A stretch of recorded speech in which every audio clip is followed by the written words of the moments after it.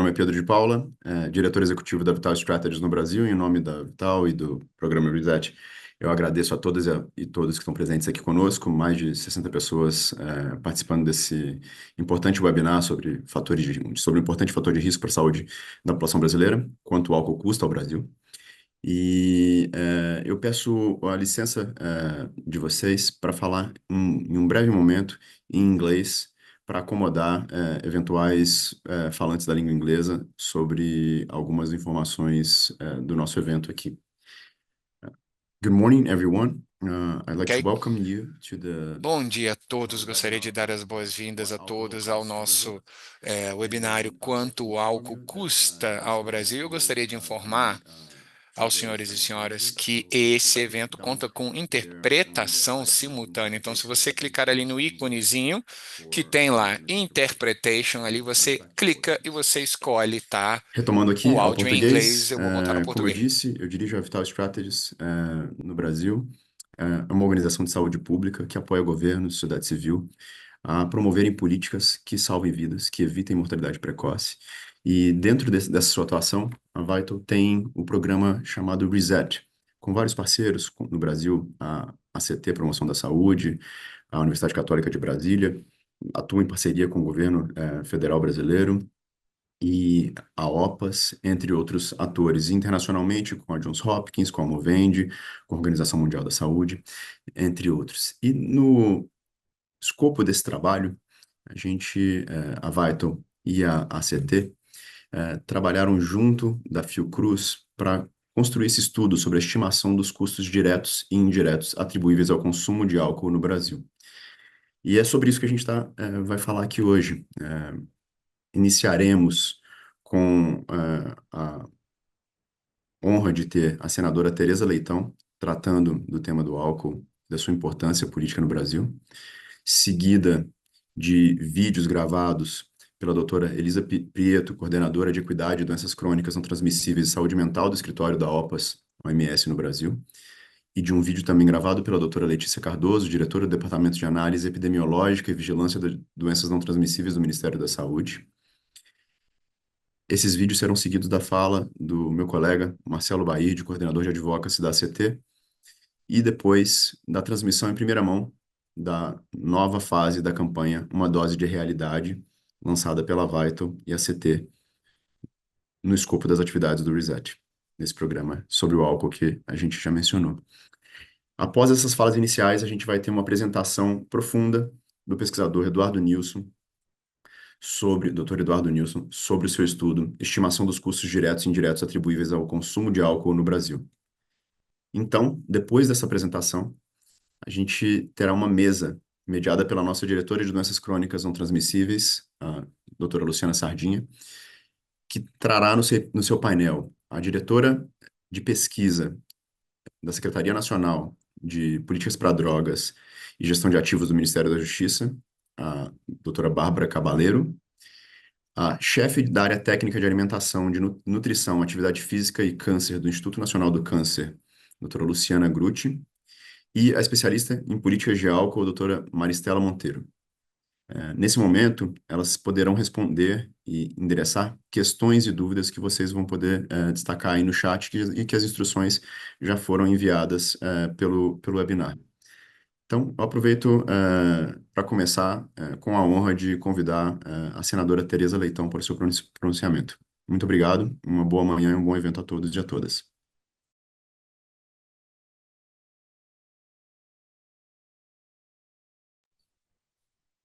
Bom dia a todas, bom dia a todos. Começo agradecendo o convite para estar presente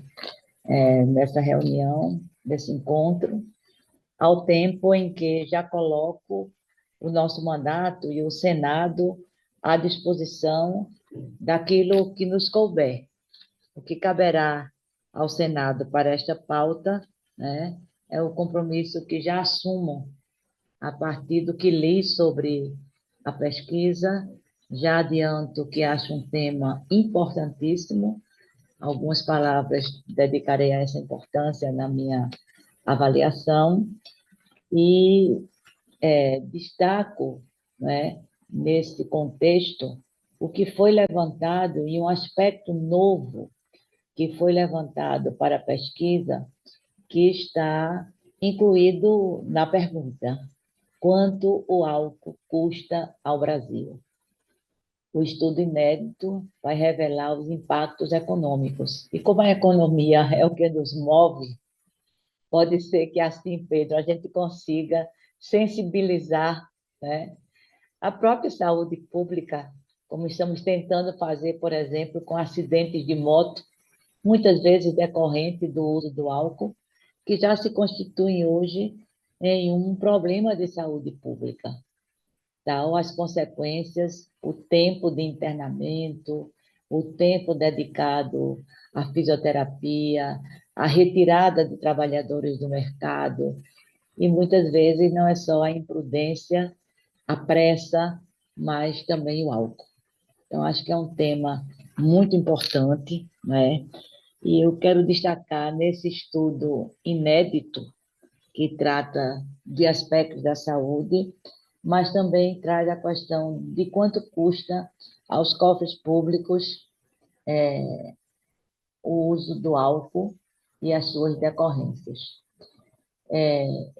O estudo aponta 3 aspectos: as doenças,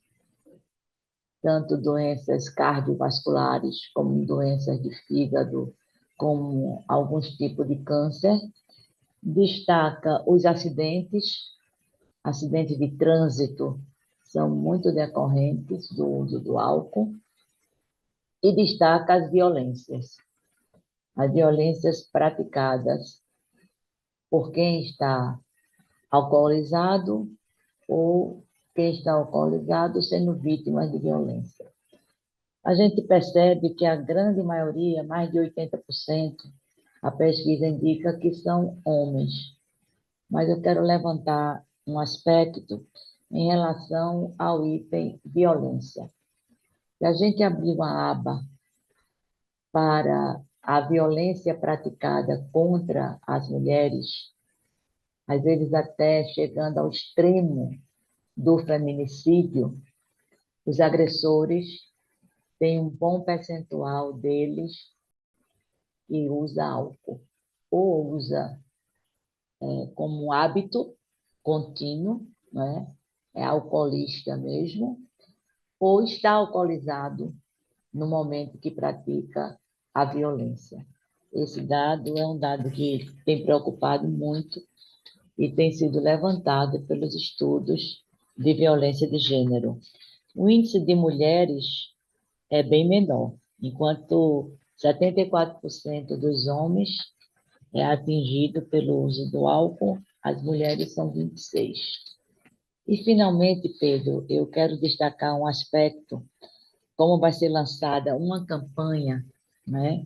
Vai ser lançada hoje uma campanha Doses de Realidade, muito sugestivo, né, o nome. Eu quero levantar um aspecto, que é o aspecto da aceitabilidade e da naturalidade do uso do álcool. Porque no imaginário ele está relacionado também com comemorações, com celebrações, com amizades. Lá no Nordeste, quando a gente quer bater um papo, né, as pessoas querem bater um papo, vamos ali tomar uma, né? Se fosse tomar ali tomar uma, mais uma chama duas, duas chamam três, três chamam quatro, né?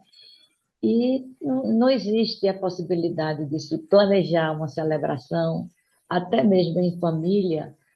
onde não tenha o uso do álcool. Então, o álcool ele é aceito, ele é bem aceito, eu diria, né? Porque ele se vincula a esse aspecto do congraçamento, da celebração, da amizade, né? Como a gente trabalha isso? Qual é a diferença de um drink, de um brinde, né, de uma celebração para um consumo desenfreado, um consumo onde não, descontrolado, né, que leva, né, ao alcoolismo e que traz todos esses níveis de problemas. o, a narrativa, né? O imaginário que existe em torno do brinde, do drink,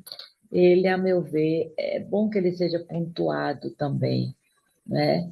Porque a aceitabilidade, cada vez mais cedo,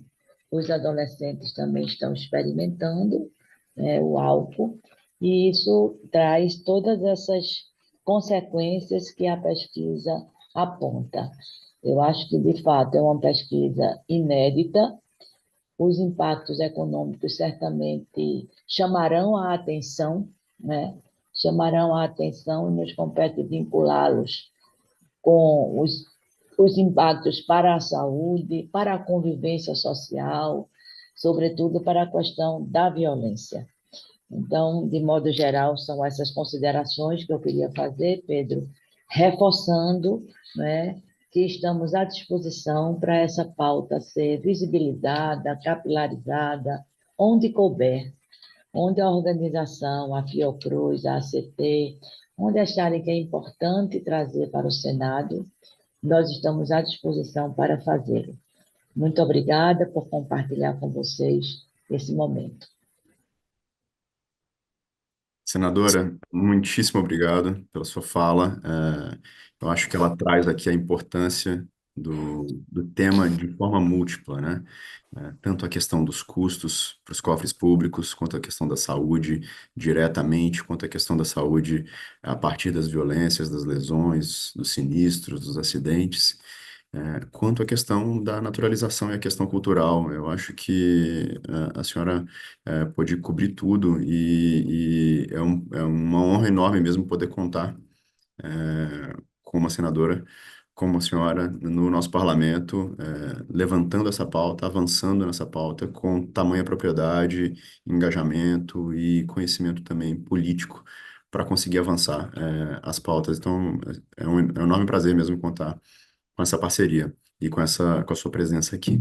Muito obrigado. Já estamos aqui com quase 90 presentes e seguindo a nossa agenda, por questões de conflito de horário, infelizmente a doutora Elisa Prieto, que é a coordenadora de Equidade, Doenças Crônicas Não Transmissíveis e Saúde Mental do Escritório da Organização Pan-Americana de Saúde, OMS, no Brasil,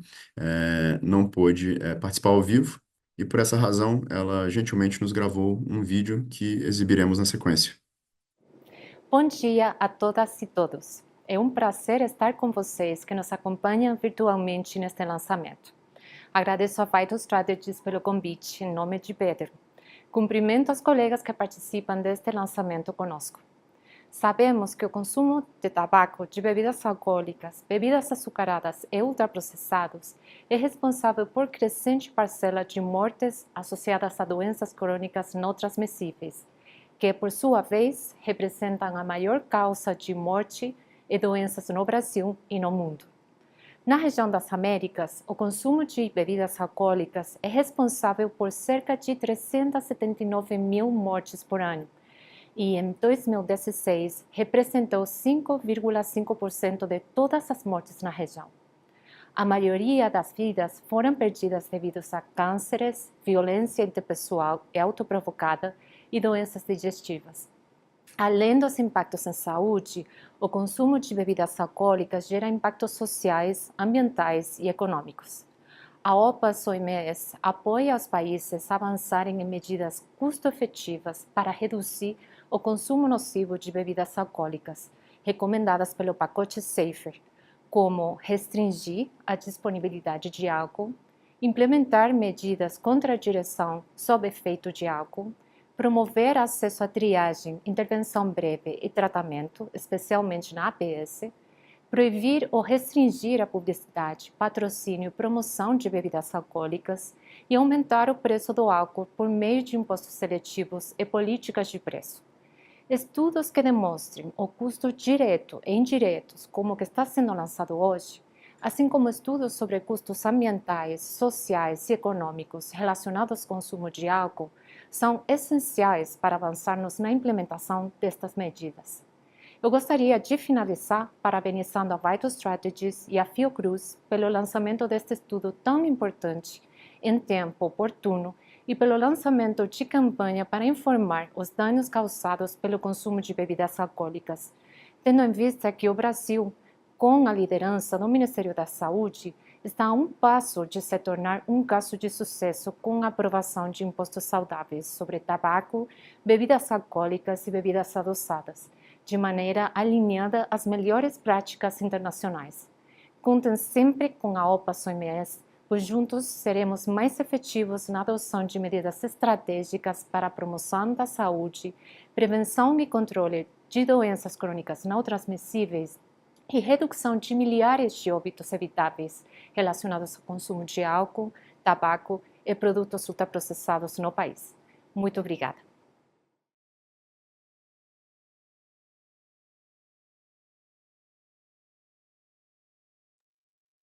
Novamente, eu agradeço imensamente a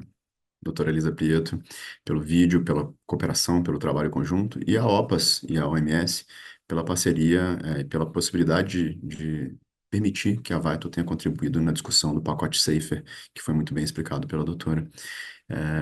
Também por questões de agenda, não pudemos contar ao vivo com a presença do Ministério da Saúde, mas contamos com um vídeo enviado pela doutora Letícia Cardoso, diretora do Departamento de Análise Epidemiológica e Vigilância de Doenças Não Transmissíveis do Ministério da Saúde, que será transmitido na sequência. Olá, bom dia. Eu gostaria, nessa manhã, de cumprimentar meus colegas da Vital Strategies, no nome do Dr. Pedro de Paula. Gostaria de cumprimentar o colega Marcelo Baia, da ACT Promoção da Saúde, o professor Eduardo Nilson, que vai fazer aí a apresentação dos resultados do estudo conduzido, e gostaria de cumprimentar a todos que estão presentes assistindo esse importante lançamento de um estudo sobre custos que as bebidas alcoólicas causam no nosso país. Como diretora do Departamento de Vigilância de Doenças Não Transmissíveis, eu gostaria de salientar que o álcool é um dos principais fatores de risco que causam as doenças crônicas não transmissíveis. Tem importante associação não só com essas doenças, mas com outros agravos, doenças hepáticas, síndrome alcoólica fetal, violência, saúde mental, mortes no trânsito. Então, é um importante fator de risco que geram problemas para a saúde, para o trabalho, para a economia do país. Nós estamos num momento muito importante, crucial, dentro da agenda da reforma tributária, né? Trazendo a discussão do aumento dos impostos para essas bebidas, esse importante fator de risco, e o aumento dos impostos para bebidas alcoólicas é considerado hoje pela Organização Mundial da Saúde como a medida mais custo-efetiva para a redução do consumo desse fator de risco. Eu quero chamar a atenção, então, de toda a sociedade, pesquisadores, profissionais de saúde que nos assistem, para a importância desse fator de risco, trazer a mensagem de que não existe consumo seguro de bebidas alcoólicas, dizer que um conjunto de medidas regulatórias precisam avançar. Nós estamos atrasados nessa agenda regulatória sobre a prevenção e o controle do consumo de bebidas alcoólicas, e dizer que é muito importante que estudos como esses sejam produzidos para que se somem as evidências existentes e nós consigamos ter informações relevantes na prevenção e no controle de álcool no país. Eu gostaria de finalizar desejando um excelente evento. Gostaria muito de estar junto, mas no momento estou em outra agenda, então quero desejar um excelente evento para todos e que seja muito útil essa informação para a construção de políticas públicas. Agradeço aqui em nome da Vital Strategies ao Ministério da Saúde, na pessoa da doutora Letícia Cardoso, pelo vídeo, e destaco no vídeo, na fala dela, a importância de se lembrar e revisar sempre a inexistência de consumo seguro de álcool para prevenir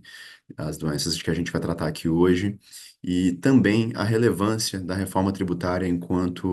da tributação adequada enquanto a principal medida recomendada pela Organização Mundial da Saúde para a redução do consumo e para a redução do impacto na saúde e na vida das pessoas. E nesse tema, gostaria de chamar meu colega da CT Promoção da Saúde, Marcelo Barride, para o seu pronunciamento.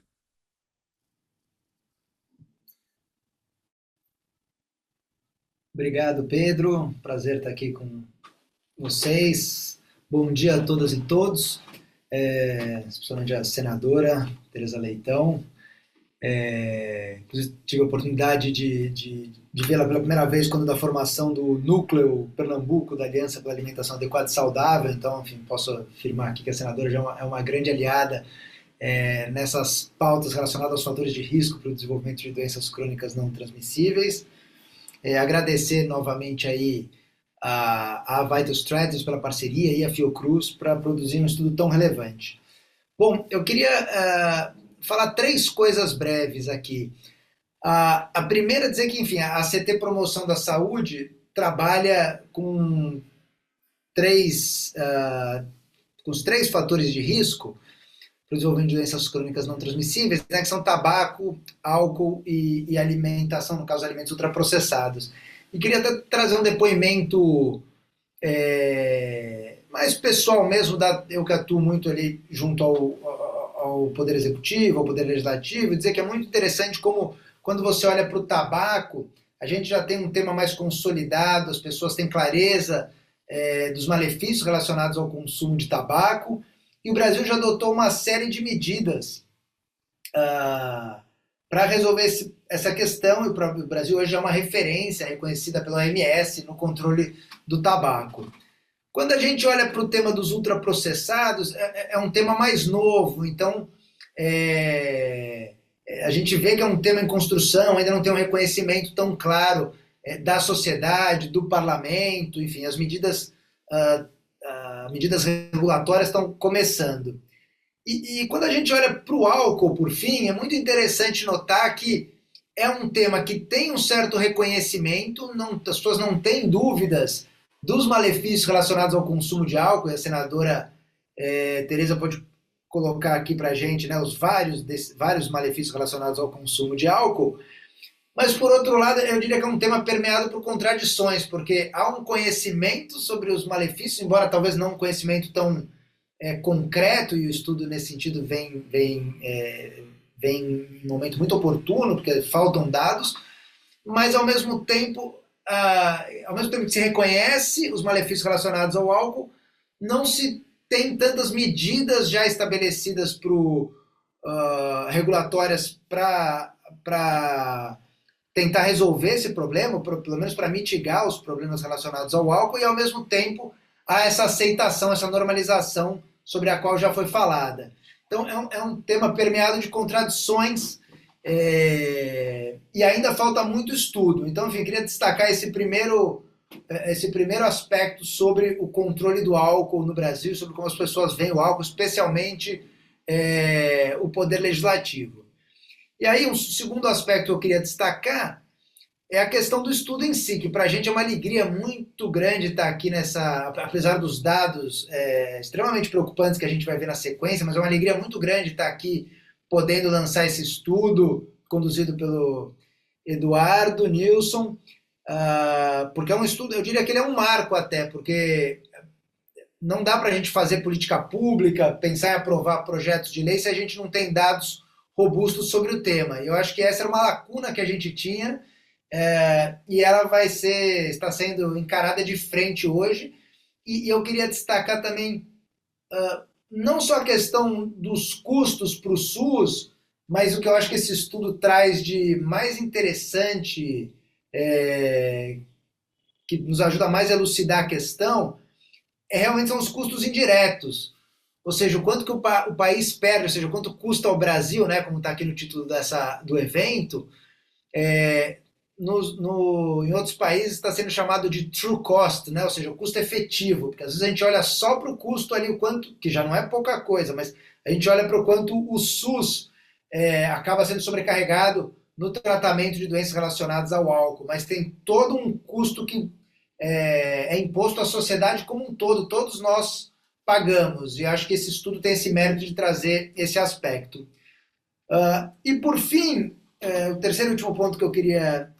destacar, que eu acho que a partir desse estudo a gente vai ter condições de avançar muito, senadora Tereza, que é justamente a questão da atuação, como que a gente pode, a partir desse estudo, reverter isso em medidas regulatórias, em políticas públicas que nos ajudem a enfrentar a questão do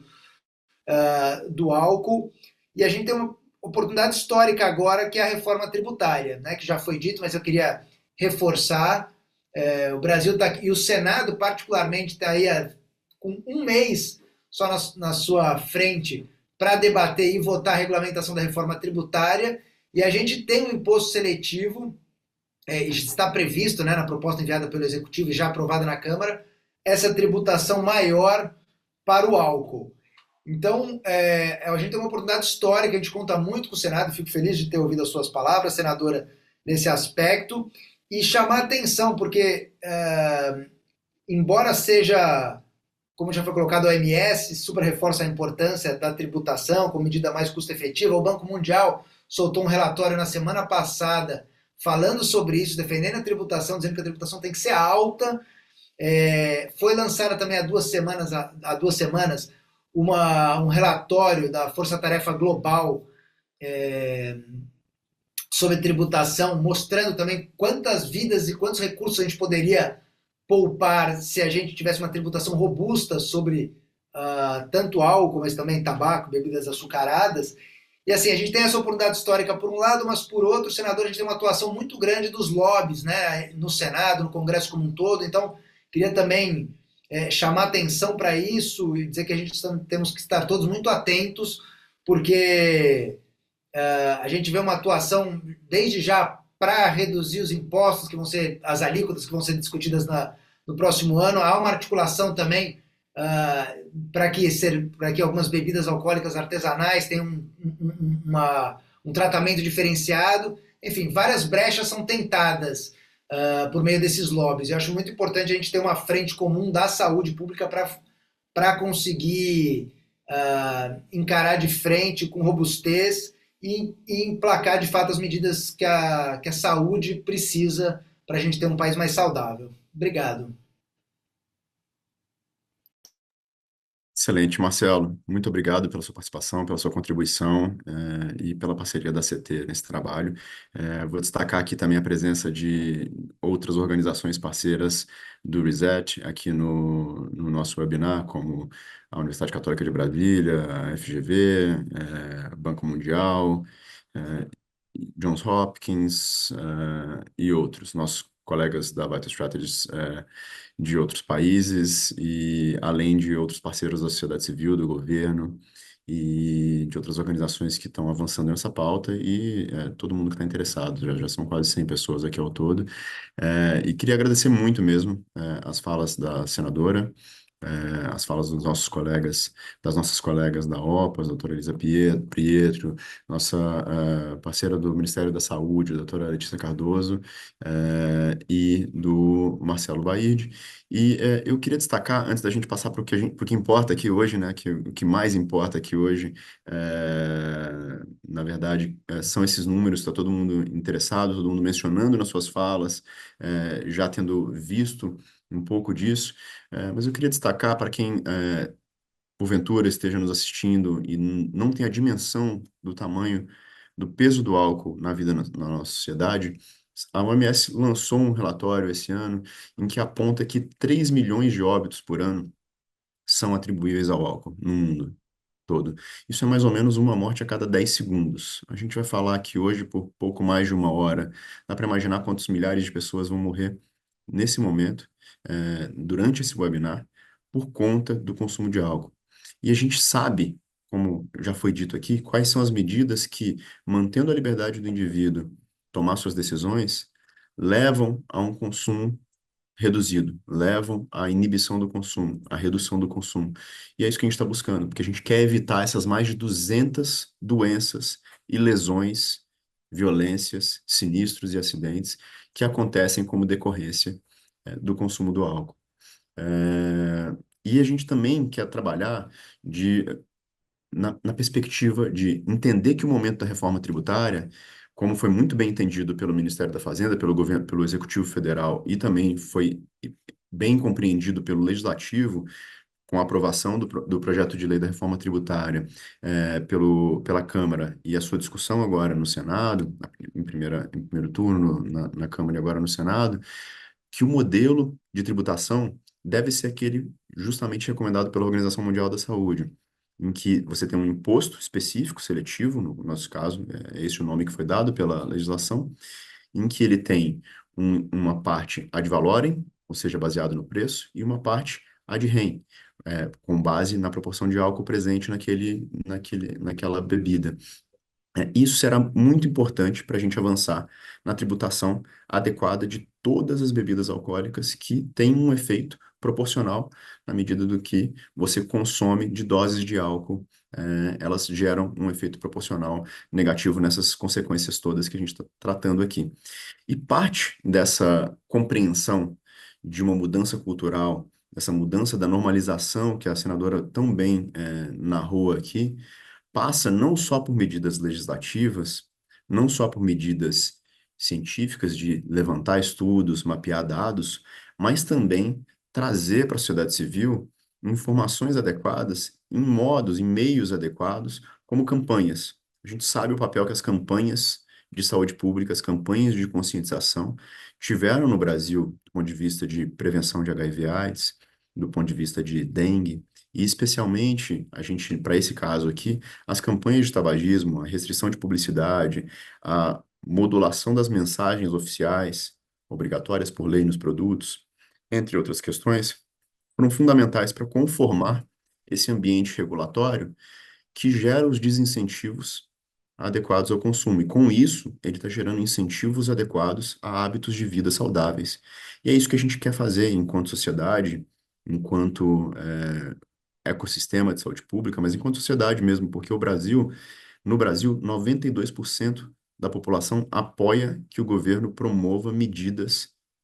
que reduzam o consumo do álcool no país. A sociedade sente o peso e o custo social que o consumo do álcool traz a ela. E é por isso que a gente, hoje, junto do estudo desenvolvido pelo Eduardo Nilson, na Fiocruz, em parceria com a Vaito e com a CT, a Vaito e a CT, estamos lançando uma campanha, a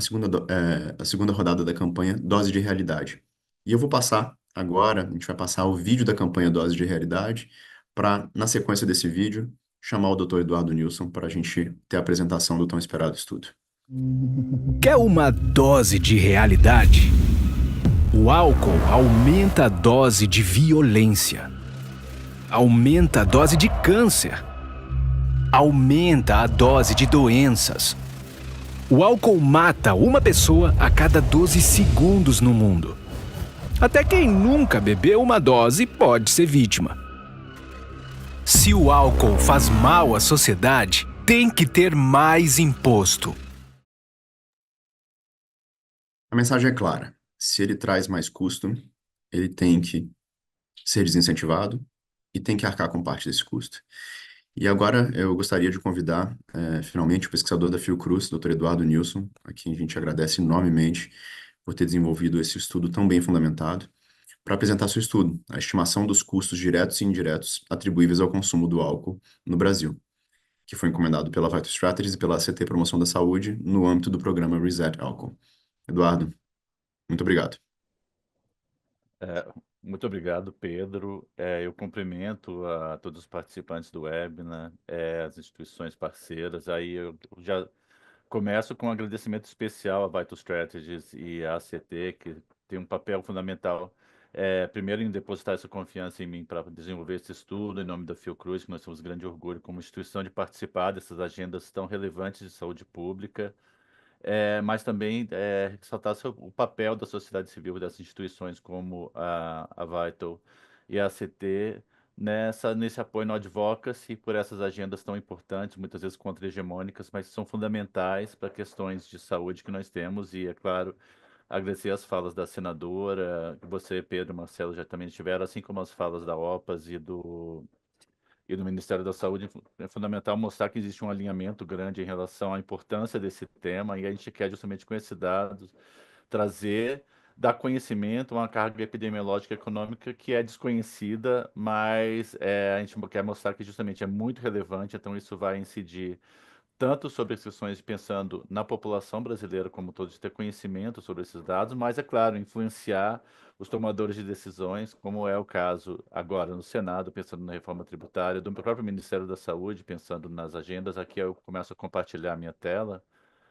justamente para começar a falar um pouco dessas questões, que aí acho que é importante, primeiro, numa questão que nós estamos trabalhando com a carga epidemiológica, ou seja, a carga de doenças que nós temos relacionada ao consumo de álcool, como foi reforçado antes, é um fator de risco, dos principais fatores de risco para as doenças crônicas não transmissíveis no mundo, mas aí eu destaco aqui particularmente no Brasil, que nós vamos ter. Destacar também que isso tem uma carga econômica, que é uma carga, como foi reforçado, é uma carga para a sociedade, mas é uma carga pensando também para o governo federal, para os governos estaduais e municipais, visto que são custos também, custos preveníveis, assim como as doenças são preveníveis, ao SUS, ao INSS, então tem muita relação também com a própria sustentabilidade econômica que nós temos em relação a esses recursos, nos cenários, inclusive, que estamos discutindo, por exemplo, um arcabouço com redução de gastos públicos, então isso é muito relevante, que são políticas que são custo-efetivas, como foi reforçado, na relação de que eles custam pouco para gerar um grande impacto, tanto em saúde quanto em termos da própria economia e aí do SUS. E aí eu começo com um pouco por uma abordagem metodológica, só para contextualizar por que nós estamos fazendo estudo e como ele foi feito. Primeiro, por que fazer um estudo, aí eu já expliquei um pouco isso agora há pouco, mas é que modelar esses impactos, é justamente fazer esses tipos de estudos que fazem uma simulação do impacto, ele traz uma abordagem dessas doenças, fatores de risco, por justamente pensando que nós precisamos conhecer sua carga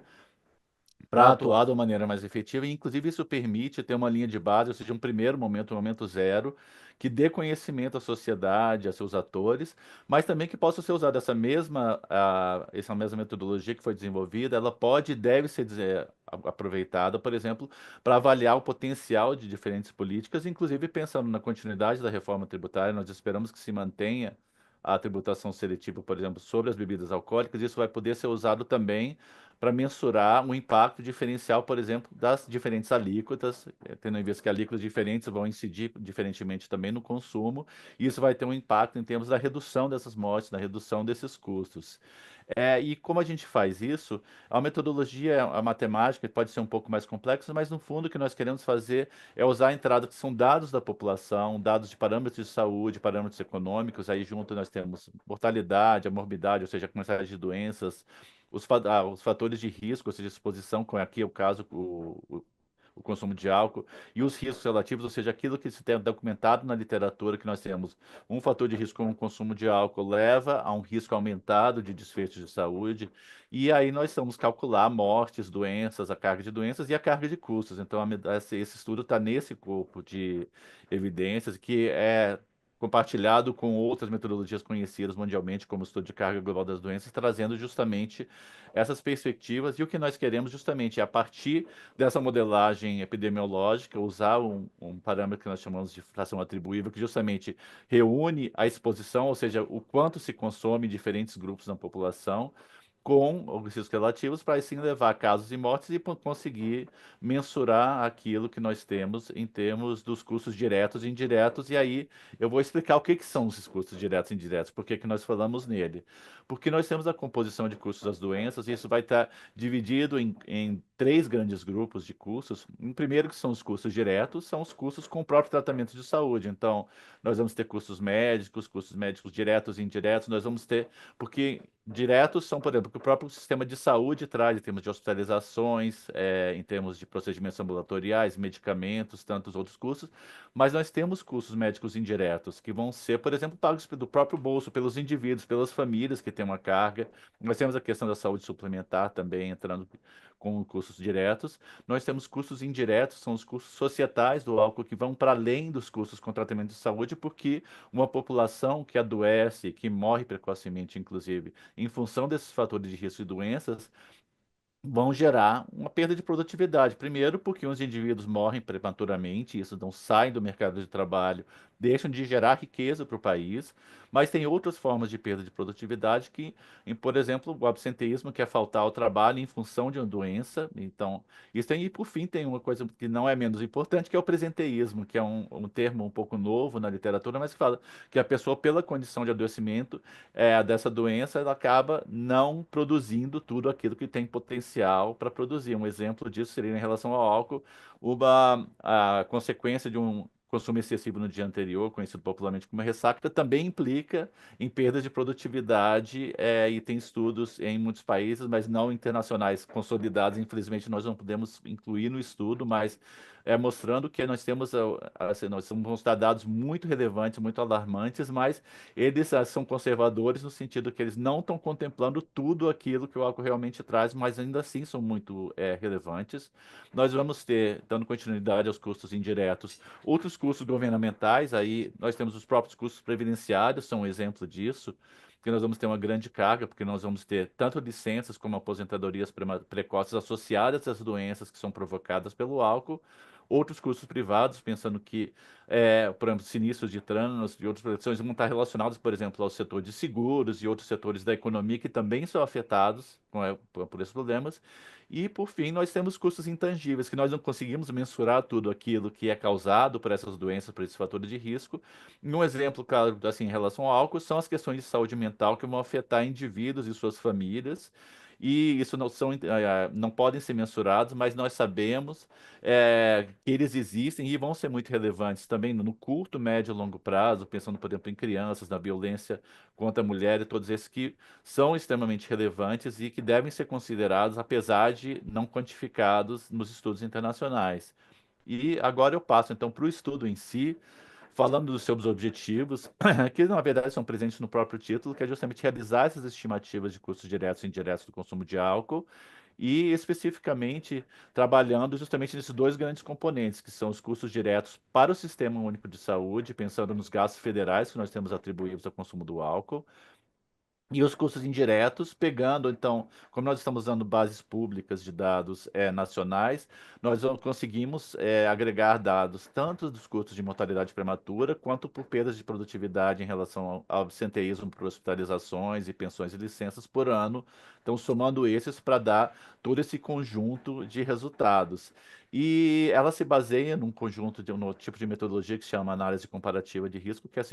como eu expliquei antes, é traduzir a questão da exposição e do risco para gerar uma fração atribuível que vai determinar esse impacto desse fator de risco que é o consumo de álcool. E nós partimos de nossas entradas, nossos dados básicos para calcular isso, que são as próprias prevalências de consumo de álcool pela população, segundo grupos de sexo e idade na população. Nós temos os riscos relativos, que vêm de estudos amplos, que chamam meta-análises, que justamente estabelecem essa relação dose-resposta entre o consumo de álcool com os diferentes desfechos de saúde, e para isso nós usamos uma desagregação com base em faixas de idade de 5 em 5 anos, a partir dos 20 anos de idade, mas contemplando um pouco também a partir dos 18 anos de idade nos cálculos, e por fim usando cursos que vieram de bases de dados nacionais, como do próprio SUS, do INSS e dados do IBGE, que nós temos de muitas pesquisas e inquéritos. O consumo de álcool ele foi abordado com base em estimativas que a OMS trouxe no relatório que o Pedro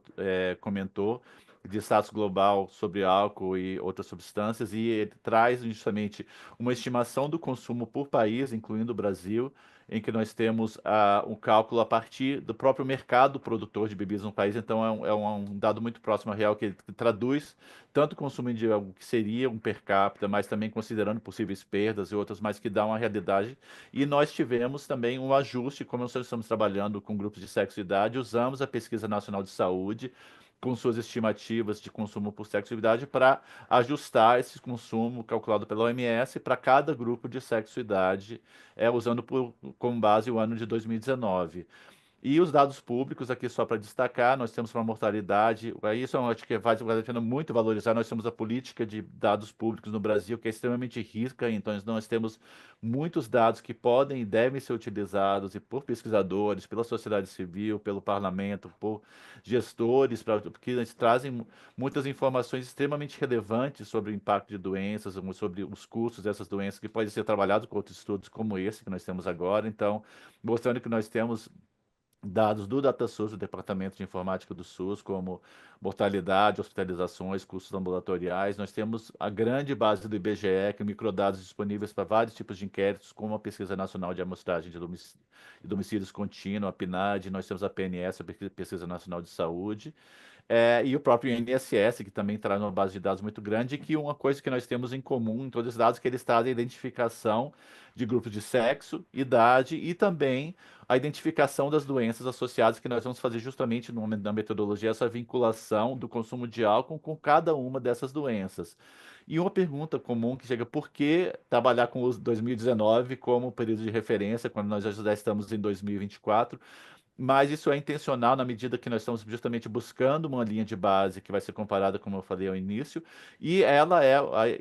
o ano de 2019 é justamente o ano de referência tanto para as estimativas de consumo, segundo o relatório da OMS, quanto a realização da última pesquisa nacional de saúde. Então, são dados nacionais representativos que nós temos nesse ano. É um ano pré-pandêmico, então isso, claro, implica que nós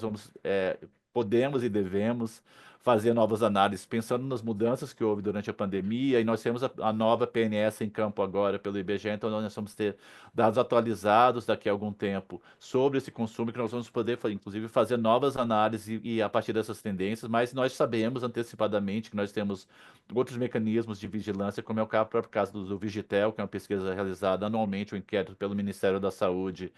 em relação a fatores de risco para doenças crônicas, que mostra, infelizmente, essa questão do aumento de consumo de álcool e uma questão muito preocupante, que é justamente o aumento de consumo, principalmente entre pessoas mais jovens e entre o grupo das mulheres. Então, isso é potencialmente também esse aumento e a mudança do perfil de consumo e o perfil de impacto que nós vamos ter a partir da pesquisa. E aqui, reforçando muito, acho que a fala foi excelente da senadora Tereza Leitão, no sentido de trazer esse chamamento a deixar a normalização do álcool de lado e a importância que todos deram também na questão da relação com múltiplo conjunto de doenças aqui. Assim, assustador quando se pensa o quanto de doenças que, inclusive, são pouco visibilizadas. Nós temos associação muito mais comum, por exemplo, com as doenças hepáticas, aí nós sabemos o risco que, por exemplo, em acidentes de trânsito, a relação do consumo de álcool e acidentes, mas tem um grande conjunto de doenças que reúne doenças respiratórias, cardiovasculares, vários tipos de cânceres, doenças do aparelho digestivo que aí entram ansiosas, mas acidentes violentos que não são somente os acidentes de trânsito. Foi muito bem reforçado que está relacionado à violência interpessoal, incluindo a violência contra mulheres, a violência contra crianças, então implicações também maiores nisso. E, por fim, mesmo infecções sexualmente transmissíveis, como o HIV e AIDS, que tem uma relação, a relação do sexo seguro com o consumo de álcool, também tem uma relação muito forte. E aqui nós temos a identificação de cada uma dessas doenças, um conjunto de 24 doenças que foram incorporadas no modelo. E aqui é importante, eu acho que é uma tabela com muitos números, mas eu queria que concentrasse assim, nas premissas que a doutora Letícia comentou antes, que são fundamentais, baseadas nas evidências que foram incorporadas no modelo. Primeiro, é que não há, de fato, um nível seguro de álcool segundo a literatura científica. E uma outra questão muito relevante é que nós temos uma relação dose-resposta entre a quantidade consumida de álcool e o risco de desfecho de saúde. Ou seja, quanto aumenta o consumo, aumenta o risco. E aqui a tabela visa mostrar isso de uma forma mais detalhada, que para cada uma das doenças nós estamos no consumo de 0 gramas por dia, partindo por faixas de 12 em 12 gramas. Para se ter uma ideia, 12 gramas é em média mais ou menos o que tem numa lata de cerveja, por exemplo, então é uma dose consumida diariamente que nós vamos ter, e o risco aumenta gradativamente quanto mais, e não é uma relação linear para muitos deles, nós vamos ter, por exemplo, para tuberculose mesmo aumenta em 10% o risco quando nós temos o consumo de 12 gramas por dia, mas isso já aumenta para 53% quando nós vamos para o consumo de 20, dobrando esse consumo para 24 gramas, e isso vai acontecer para todas essas doenças, inclusive, como a gente falou, dos cânceres, das doenças cardiovasculares, que são essas doenças muitas vezes invisibilizadas e que têm tem um grande impacto social e econômico, naturalmente, na população. E aqui, mostrando o nosso primeiro resultado, que é um resultado intermediário, mas é muito importante destacar que nós temos partimos do consumo de álcool na população aqui nessas diferentes faixas que nós comentamos, e já destacamos de início que nós temos, é claro, já uma constatação esperada que um consumo maior entre os homens e que existe um consumo que se a gente já se inicia nas idades mais jovens, é muito importante, mas como eu destaquei, nós temos evidências complementares que falam justamente dessa questão do aumento de consumo entre as mulheres, entre os jovens, então isso são implicações importantes, para inclusive para se pensar em termos de mensagens e de políticas, mas é claro, tendo em vista que nós vamos ter um impacto grande entre os homens, pensando nesse nível de consumo, que já é apresentado muito, muito maior, em todos os grupos de idade, na verdade. E aí começamos com um grande resultado aqui, que é extremamente relevante e muito preocupante ao mesmo tempo, que como o Pedro falou, a quantidade de mortes no Brasil, isso representa 104,8 mil mortes por ano atribuíveis ao álcool. E aí nós destacamos aqui na tabela quatro principais grupos de doenças que nós vamos ter em relação a a carga de mortalidade, incluindo as doenças cardiovasculares e os acidentes em primeiro lugar, mas ainda seguindo proximamente pelas doenças do aparelho digestivo e cânceres. Aí, como nós já falamos, em função do maior consumo entre os homens, nós vamos ter maior número de mortes entre os homens, mas uma carga muito grande entre as mulheres também. E aqui é importante destacar, já além dessa questão da distribuição das mortes e dessas causas que são muito importantes e relevantes, nós temos essa carga que nós já falamos da questão de acidentes e violências, mas uma coisa muito preocupante que nós vemos tanto para homens quanto para mulheres, mas mais acentuadamente entre os homens, é que a grande quantidade de mortes se reúne por acidentes e violências na faixa mais jovem. Então, isso é uma preocupação que também se traduz, não tem a parte dos custos, nós vamos ver a seguir, mas mostrando essas vulnerabilidades diferentes, essas peculiaridades, que mostra principalmente que uma carga grande de mortalidade prematura aumenta muito a carga econômica que nós vamos ter numa perspectiva de que justamente nós vamos ter uma redução desse grupo que está na população, esse grupo de trabalhadores e trabalhadoras que está na plenitude da força de trabalho, na sua produtividade, que são retirados, e isso tem uma implicação econômica que nós vamos mostrar depois, que é extremamente relevante. E eu começo resumindo os grandes resultados em termos de custos, então, que nós temos esse grande número, e esse grande número é extremamente preocupante, que nós temos 18,8 bilhões de reais em custos ao Brasil, em termos dos custos diretos e indiretos, sendo mais de 1 bilhão em termos de custos federais ao SUS, e os outros 17,7 bilhões são os custos indiretos e principalmente relacionados à mortalidade prematura, como eu falei, esse grande impacto, porque são como os indivíduos que saem e deixam de produzir a riqueza que produzir ao mercado de trabalho. Isso é extremamente relevante em termos de todos os estudos que nós mostramos. E entrando especificamente nos custos ao SUS, os custos diretos, nós temos esse grande impacto, principalmente em termos de hospitalizações. Então, nós vamos ter, replicando um pouco aquilo que nós já vimos em relação à distribuição por doenças que se observa para as mortalidades, nós temos um impacto muito grande de doenças do aparelho digestivo e das doenças cardiovasculares. Mas também, novamente, a importância grande dos acidentes, violências e cânceres. Aí, aqui destacando uma questão que, como eu reforcei antes da mortalidade, também os custos hospitalares são muito grandes nos grupos mais jovens, então, tanto homens quanto mulheres, mas principalmente entre os homens. E nós vemos, inclusive, apesar da desproporção do muito maior consumo de álcool entre os homens, nós temos, já começamos a dados preocupantes aqui, por exemplo, que nós temos praticamente metade dos custos, comparativamente aos dos homens, com cânceres, por exemplo, são entre as mulheres. Isso mostra também uma vulnerabilidade maior, mesmo com níveis de consumo maior. Então, esse olhar sobre o consumo de álcool pelo sexo feminino também já se observa uma preocupação que deve ser apontada. Em relação aos procedimentos ambulatoriais, isso é mais acentuado ainda, por isso eu destaco que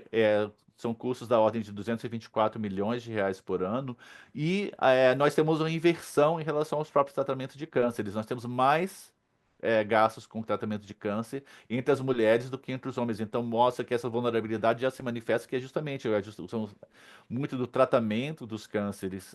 pelo SUS acontece nesse nível. Então, nós vamos ter 101 milhões de reais por ano, mas mostrando que nós temos também uma distribuição que acaba sendo menos proporcional, que nós temos uma busca maior do que por mulheres, por serviços de saúde, mas também uma vulnerabilidade que já se mostra. Então é muito importante mostrar que,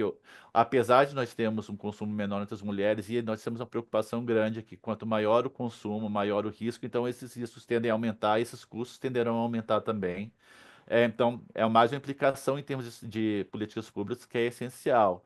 E, como eu reforçava antes, nós temos essa preocupação com os custos indiretos, que são extremamente significativos, porque são custos da própria economia nacional que nós vamos ter. Primeiramente, como eu falava, a grande carga econômica que nós temos por essa retirada de indivíduos no auge da sua idade produtiva vem por conta da mortalidade prematura, então, da ordem de 17 bilhões de reais. Aí nós temos uma concentração dessa grande carga desde as idades mais jovens, mas principalmente naqueles indivíduos que vão estar no auge da sua vida produtiva, pensando na idade, por exemplo, entre 35, 40 até os seus 60 anos, até a idade de aposentadoria, então os impactos vão sendo cumulativos cada vez maiores, mas é importante ressaltar que na medida que nós temos um aumento da mortalidade prematura, dos grupos mais jovens, principalmente, nós vamos ter um impacto cada vez maior, então, e que isso vai se prolongar durante a vida, então, são impactos que proporcionalmente podem aumentar, caso nós não freiemos esse consumo que nós temos. Mas é muito importante, pensando nós falamos da própria carga, que tem relação com a sustentabilidade do SUS, mas nós discutimos muito a questão dos custos previdenciários no Brasil, e aí nós temos uma questão que nós estamos trabalhando sobre, tipo, as cargas previdenciárias são os trabalhadores formais, nós estamos deixando de lado um conjunto da população muito importante que está na informalidade e que não se pode, por enquanto, quantificar os impactos, mas que também vão se somar a esses naturalmente, mas mostrando que nós temos um grande peso, novamente replicando aquilo que nós estamos falando em termos do peso que, por exemplo, de doenças cardiovasculares em primeiro lugar, mas nós temos aquela questão dos cânceres, se repete aqui em relação tanto a licenças quanto a aposentadorias prematuras que nós vamos ter, com uma proporção grande de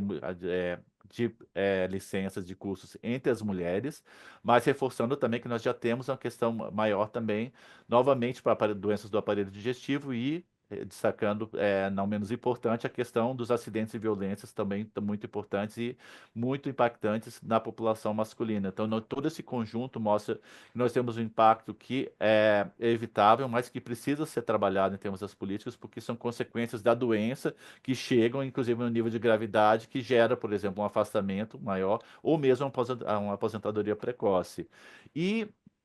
terminando os dados indiretos que nós podemos calcular, nós usamos o absenteísmo, ou seja, o quanto que as pessoas, os indivíduos do mercado formal, como eu destaquei, faltaram ao trabalho em função dessas licenças, em função também da própria internação. Então, nós não estamos considerando, por exemplo, outros dados, como seria a questão de afastamentos por menor tempo, por atestados médicos mais curtos, como a própria questão é, que nós vamos ter em relação a consultas, por exemplo, que podem gerar um dia, por exemplo, de afastamento. Então, tudo isso não está considerado. Então, quando a gente fala de 644 milhões em termos de perdas por absenteísmo, nós vamos ter um número muito maior na realidade, sem falar, como eu tinha destacado também, a questão da informalidade, o trabalhadora informal, normalmente, muitas vezes, quando não trabalha, não recebe dinheiro, então esse impacto não está considerado, mas é uma coisa muito importante em termos sociais. E nós vamos replicar muito dos impactos também, que nós vamos ter de todo esse conjunto de doenças que nós já vimos reforçando, e são muitas vezes, algumas delas, como o caso dos cânceres, doenças cardiovasculares e mesmo doenças respiratórias,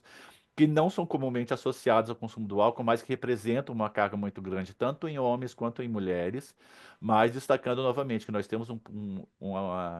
uma carga muito grande de acidentes e violências, e uma questão muito importante em relação aos acidentes e violências, que eu não comentei até agora, mas que muitas dessas doenças que nós estamos tratando aqui, como são doenças crônicas não transmissíveis, têm uma relação de desenvolvimento de mais de médio e longo prazo, e por isso mesmo elas começam a se manifestar mais frequentemente a partir, por exemplo, dos 40 anos de idade e aumentando com a idade. Mas nós temos uma questão específica em relação a acidentes e violências, porque eles afetam tanto os indivíduos que consomem álcool, mas também os indivíduos no seu entorno,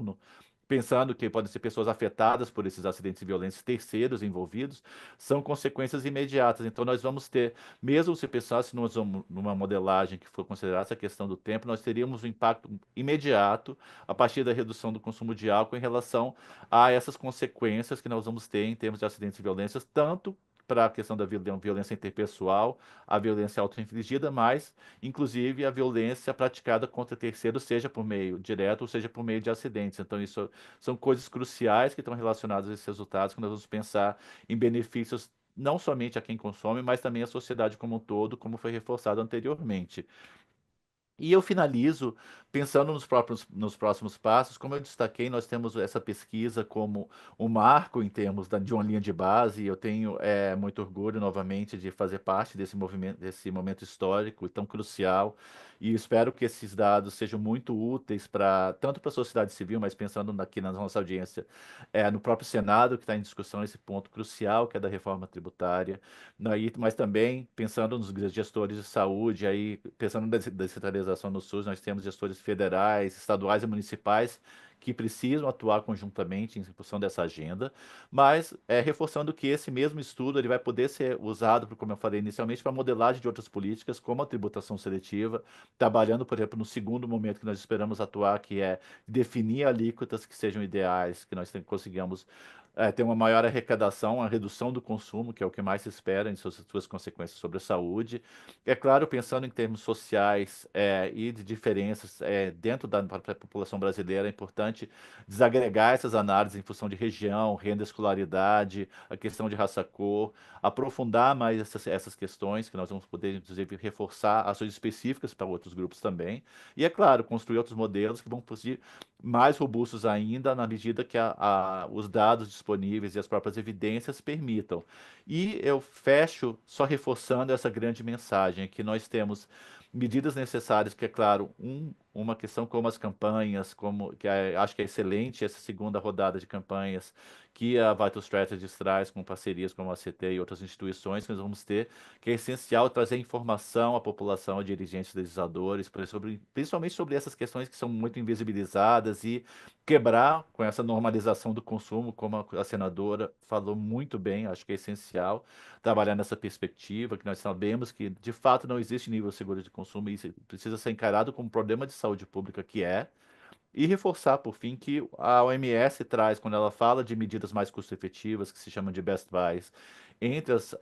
para esse fator de risco específico, nós temos a primeira e uma das mais importantes, que é a taxação de bebidas alcoólicas, então, por isso, reforçando esse momento histórico e tão crucial que nós temos de discussão da reforma tributária, e nós temos a tributação seletiva de bebidas alcoólicas entre elas, então é importante, é fundamental reforçar aquilo que é feito em relação ao tabaco, incluir as bebidas alcoólicas como um todo, como um grupo, e, é claro, manter as bebidas açucaradas, se possível, aumentar essa tributação seletiva até para os produtos ultraprocessados como um todo, pensando na questão do seu impacto sobre a saúde, mas nós temos justamente contemplando esses três grandes fatores de risco na reforma tributária, mas voltando à questão do álcool, que são ensinamentos que vieram, inclusive, da agenda do tabaco, que o Pedro destacou muito bem, que nós temos a história comum, que era o comportamento nocivo, essa danosa saúde, que é normalizado na sociedade, e nesse momento histórico de virar um pouco isso, e daí pouco a pouco nós sabemos que é gradual, mas todas essas medidas, como a taxação, e aí complementadas por outras políticas, como restrição à publicidade, restrição à publicidade de eventos, que inclusive a senadora tocou, mas nós temos a questão do álcool, as indústrias de álcool que patrocinam eventos esportivos, festas populares, festivais de música, isso precisa mudar, assim como o tabaco esteve nesse lugar antes e retirou, a gente tem muitas outros setores produtivos do setor privado que podem e têm desejo de patrocinar esse tipo de evento. E, por fim, não menos importante, as restrições à disponibilidade de consumo, em termos de horas locais. Então, é toda essa associação que nós vamos ter para reduzir o consumo, fortalecer a fiscalização como venda de bebidas a menores, bebidas perto de escola e tantas outras medidas que vão ser fundamentais para que nós construamos também um arcabouço de políticas partindo dessa questão da tributação para gerarmos mais saúde para a população e também lembrando que todas as consequências que nós temos do álcool são doenças preveníveis, são agravos preveníveis, logo é um papel, uma responsabilidade do Estado e com todo o apoio, é claro, de nós da academia e também da sociedade civil por meio de instituições tão ativas e relevantes como a Vital Strategy de ACT para alcançar esses objetivos. Muito obrigado.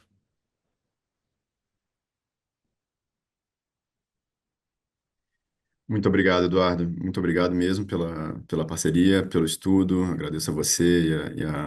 e a Fiocruz. por esse estudo tão importante. E como você bem disse, é muito fundamental para a gente poder discutir política pública baseada em evidência, em dados, em números, em custos, que a gente faça esse estudo e que a gente acompanhe ao longo do tempo como as novas informações podem qualificar o estudo, podem detalhar melhor. A gente sabe que a gente adotou aqui uma abordagem conservadora, a gente sabe que o custo é ainda maior, ele já é assustador do jeito que está nesse relatório, e ele é ainda maior, possivelmente muito maior. Mas a gente quer saber isso de forma muito bem fundamentada nas bases de dados públicas, e a gente precisa desse primeiro passo para orientar novas modelagens, para acompanhar e monitorar o avanço das políticas e o impacto das políticas que a gente tem visto em outros países e que a gente espera e acredita verá aqui no Brasil e vai poder monitorar isso. Então, agora, depois da gente já ter tido a honra de ter vários parceiros, vários representantes de organizações super relevantes para essa discussão aqui hoje, a apresentação da campanha e a tão esperada apresentação do estudo, eu convido a nossa diretora de doenças crônicas não transmissíveis, a doutora Luciana Sardinha, para conduzir o painel de discussão com outras convidadas que são especialistas no tema e poder responder as perguntas que vocês tenham, eventualmente dúvidas ou comentários a fazerem aí na caixinha do QIA. Muito obrigado, Luciana. Bom dia a todos e a todas, é um prazer estar aqui depois de ouvir sobre esse estudo. Eu já convido para estar aqui com a gente as nossas painelistas, a Bárbara Cabaleiro, que ela é representante, veio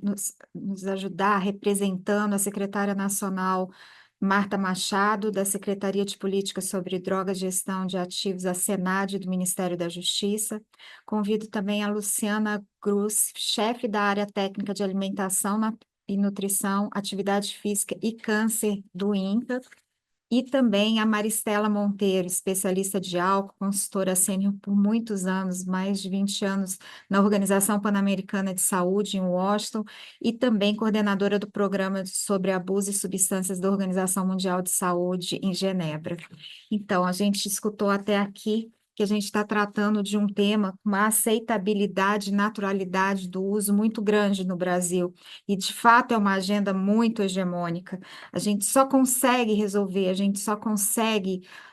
resultados positivos sobre esse grande problema do Brasil com uma agenda intersetorial. Por isso aqui estão convidados tantos que estão participando, as nossas painelistas de diversas áreas para além da saúde. Eu reforço que 18 bilhões por ano, que foi o que o Eduardo apresentou no seu estudo, de custos diretos e indiretos, é muita coisa. Quando a gente pode pensar que isso pode ser revertido para outras ações na área de políticas públicas. E a gente tem a grande oportunidade aí da reforma tributária, com esse aumento de imposto a partir do imposto seletivo. A gente precisa pensar também nessas proibições, restrições de exposição ao álcool, as restrições de disponibilidade, e pensar que a publicidade hoje no mundo tem aumentado muito em relação ao álcool. E aí a gente tem as particularidades da internet e das redes sociais, que ainda são muito pouco regulamentadas. A gente tem também a questão da idade mínima, né? Nós temos uma lei brasileira que correlacionando a venda a menores. Porém, a gente também sabe que o setor de pedidos remotos tem aumentado enormemente e com uma regulamentação muito frágil. Então, tem muito a ser feito ainda. Quando a gente ouviu os resultados que o Eduardo apresentou para o câncer, em relação ao câncer, o quanto acomete as mulheres, né, nas internações, nas consultas ambulatoriais. E a gente observou que aí de 2006 a 2023 nós tivemos um aumento do consumo abusivo do álcool de 15,7 para 20,8. Porém, com as mulheres esse valor aumentou, essa prevalência duplicou. Essa prevalência duplicou. Então, muitos esforços a gente precisa se juntar à sociedade civil, governo, academia, para que a gente possa, de fato, impactar numa política pública importante para a redução do consumo do álcool e para que a gente possa melhorar as condições de vida da população e usar esse dinheiro, esse recurso que está sendo gasto para outros tratamentos, outras ações de promoção da saúde, entre outras. Então, eu convido agora a Maristela Monteiro para que ela possa fazer considerações do que foi tratado aqui no estudo, e ela tem uma ampla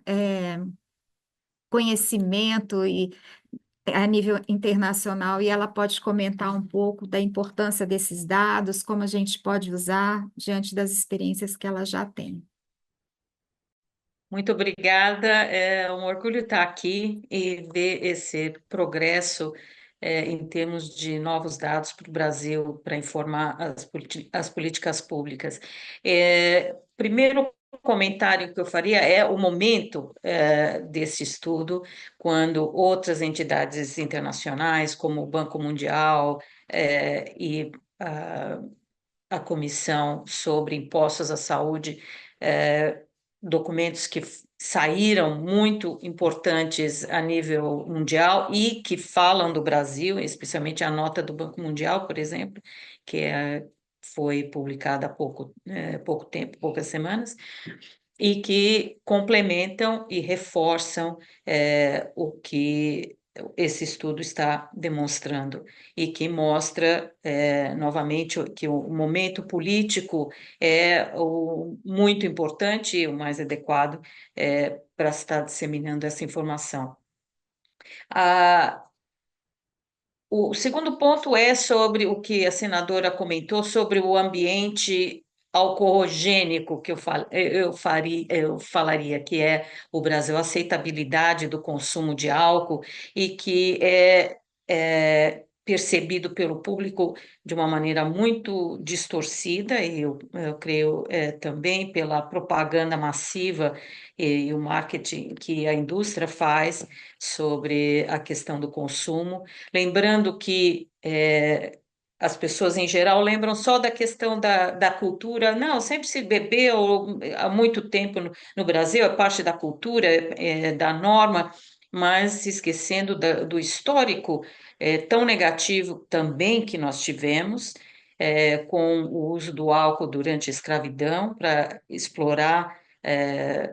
populações vulneráveis, inclusive populações indígenas, e que teve grandes consequências. O Brasil, como colônia, também a produção de cana e de álcool sendo enviada para a Europa e deixando consequências negativas aqui. E depois a modernização da sociedade, o desenvolvimento do país trouxe uma economia que gera menos empregos do que nós pensamos, porque ela é automatizada no momento para a grande maioria das bebidas alcoólicas. Mas não é isso que a população pensa. Então, é importante que a gente complemente com mais informações e educação do público sobre isso. A aceitabilidade vem desse marketing, que continua sendo massível, e como você disse, Luciana, pela internet, pelas redes sociais, onde não existe nenhuma regulação, a nível mundial, na verdade, muito poucos países estão tentando começar agora a fazer esse controle. Os resultados são impressionantes, mas também são muito subestimados, como foi levantado. Em primeiro lugar, por exemplo, os custos da destruição da propriedade, custos da ação policial, legal, não são levados em conta. Os danos a outras pessoas, quando uma pessoa intoxicada mata ou lesiona outra pessoa, não são levados em conta pela maneira como os dados de saúde são registrados, muitas vezes, e a questão do uso durante a gestação, que pode levar não só a síndrome fetal pelo álcool, mas abortos e perdas, natimortos, várias consequências durante a gravidez, e que nós não temos dados ainda para mensurá-los, mas que ocorrem. E pensando no desenvolvimento sustentável, o quanto se usa de água potável para produzir bebida alcoólica, para todos os tipos de bebida alcoólica. Para 1 litro de cerveja, eu acho que são quase 300 litros de água potável, e assim vai para vinhos e para destilados também. Então, como pensar isso e como medir isso é muito importante no planejamento do desenvolvimento do país no futuro. E nós temos... Finalmente, eu acho a questão dos danos às mulheres, não é só do consumo delas, nem da violência, que também é pouco medida, vamos dizer assim, nesses dados, pela questão da dificuldade de associar que proporção da violência à mulher veio do consumo de álcool, mas também a perda de produtividade da mulher como cuidadora dentro do ambiente familiar, quando existem outras pessoas, que podem ser filhos, pais ou os parceiros, que tenham problemas com álcool. Isso afeta a possibilidade da mulher crescer, de se desenvolver e ter uma igualdade econômica, tal como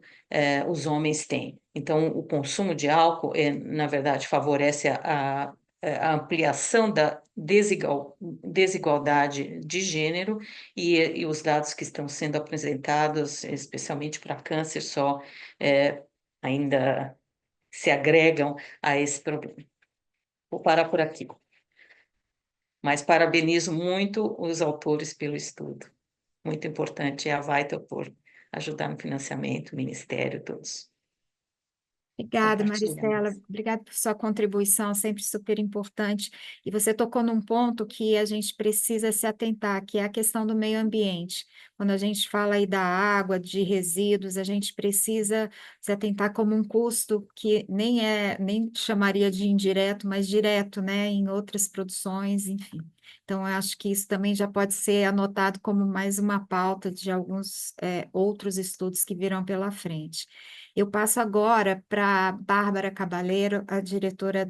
do Ministério da Saúde, da SENAD, e diante de tudo que foi falado, a gente sabe que existe aí uma subestimação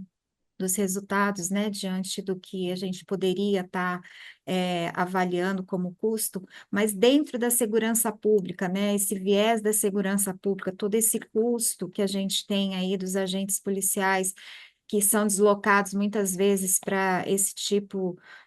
de ocorrência relacionadas a consumo de álcool, consumo abusivo de álcool, e diante de tudo que você ouviu também do estudo, queria ouvir um pouco dos seus comentários, das suas indicações.